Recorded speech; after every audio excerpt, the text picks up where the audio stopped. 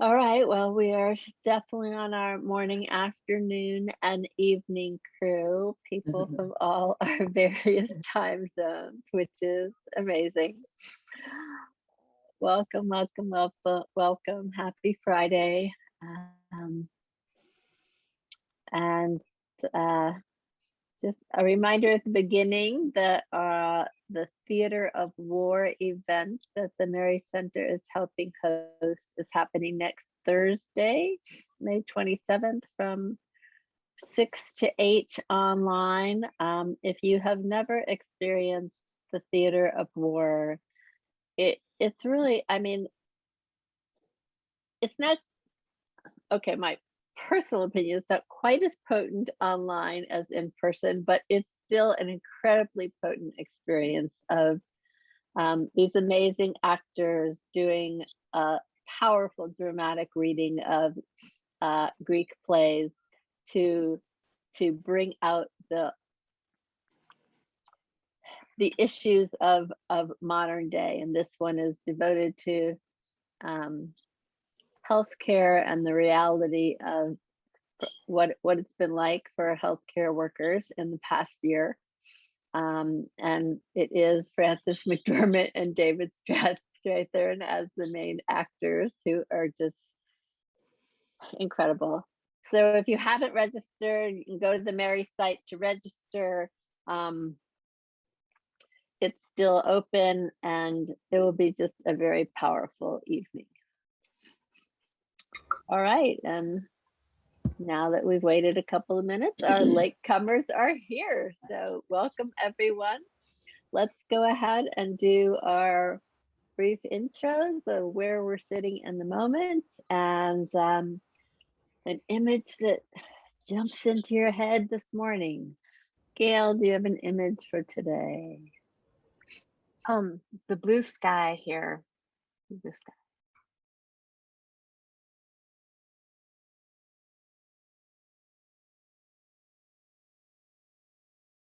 Well, we'll let go of that.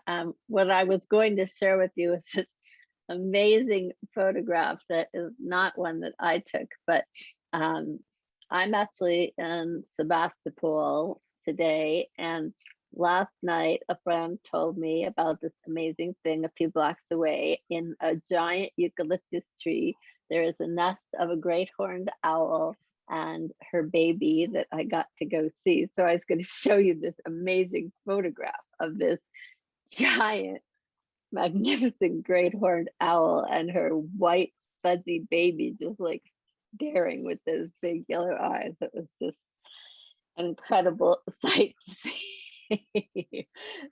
So that's the image I'm holding. And wish I could show you the photograph. I will start with the first poem today, which is a poem by a woman named Judy Brown, and it's called Fire. What makes a fire burn is space between the logs, a breathing space. Too much of a good thing, too many logs packed in too tight can douse the flames almost as surely as a pail of water would. So building fires requires attention to the spaces in between as much as to the wood. When we are able to build open spaces in the same way we have learned to pile on the logs, then we can come to see how it is fuel and absence of the fuel together. It is fuel and absence of the fuel together that make fire possible. We only need to lay a log lightly from time to time. A fire grows simply because the space is there, with openings in which the flame that knows just how it wants to burn can find its way. I'll read it once more. Fire. What makes a fire burn is space between the logs, a breathing space.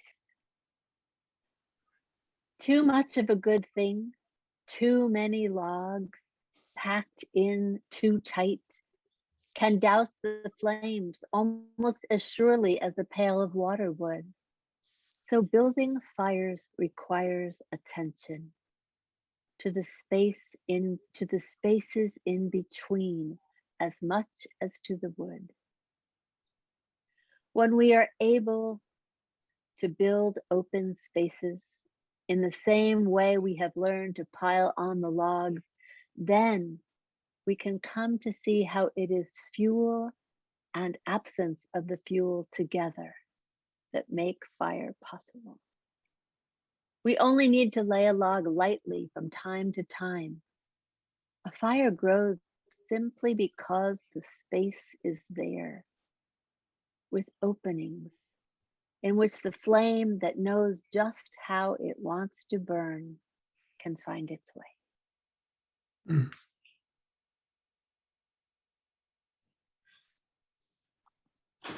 Attention to the spaces in between. It is fuel and absence of fuel. Yes. Fires requires attention.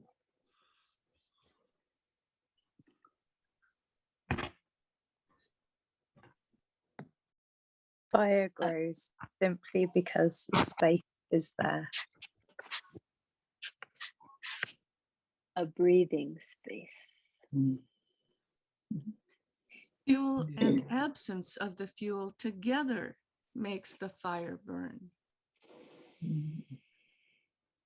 Packed too tightly. Knows just how it wants to burn. Something, Jerry? No? Fire grows with openings.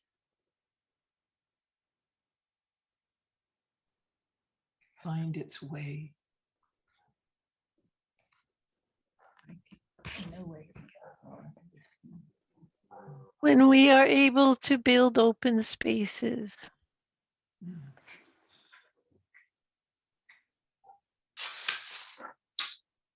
So whichever words or lines jump out at you, feel free to use those. We can use a breathing space or too much of a good thing,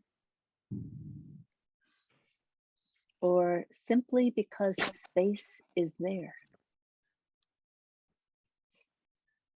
I will go ahead and do a 5-minute write. Here's a pencil for you, Jerry.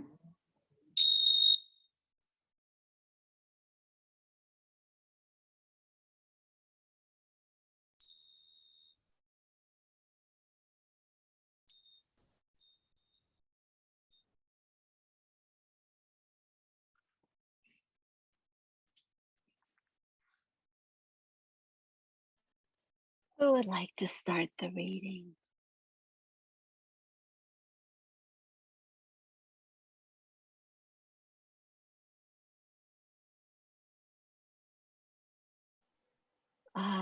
Redwing. Patrice has the photo, so if you want to share, she can share now. Oh, Patrice, go ahead and share it. If you can.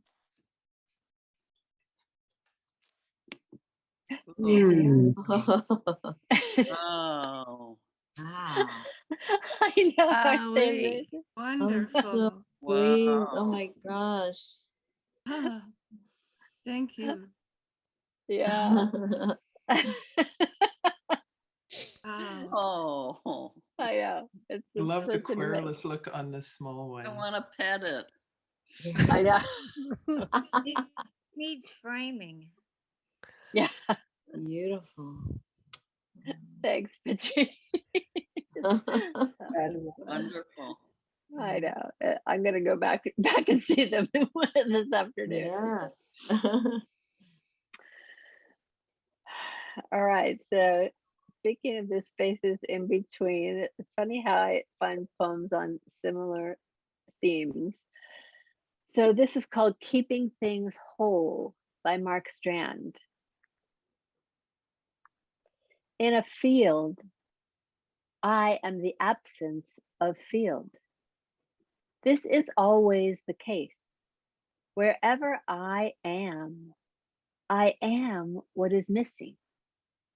When I walk, I part the air, and always the air moves in to fill the spaces where my body's been. We all have reasons for moving. I move to keep things whole. Keeping things whole. In a field, I am the absence of field. This is always the case. Wherever I am what is missing. When I walk, I part the air. And always the air moves in to fill the spaces where my body's been. We all have reasons for moving. I move to keep things whole.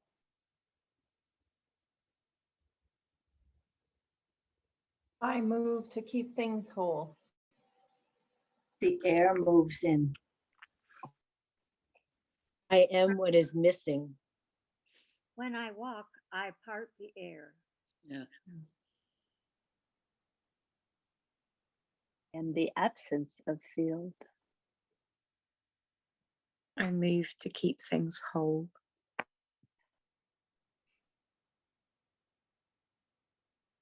We all have reasons for moving. Mhm.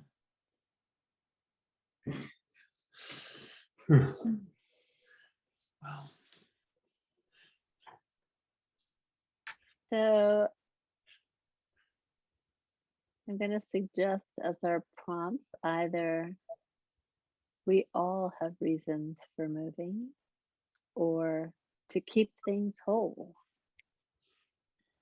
And as always, whichever words strike your fancy. And if you want to go back to the first poem writing, that's fine too. And we will write for another 5 minutes.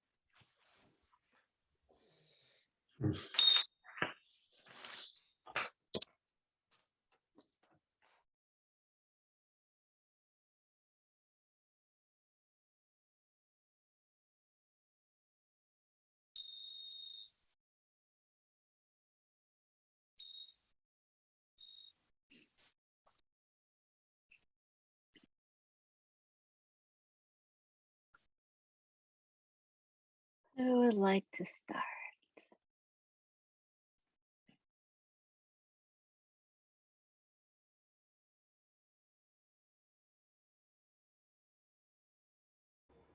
Thank you for all those great images as we close our session today. As always, please send us things that have come through you. We're looking forward to our next compilation of poems. Thank you, thank you, thank you. Blessings to you all. Happy Friday.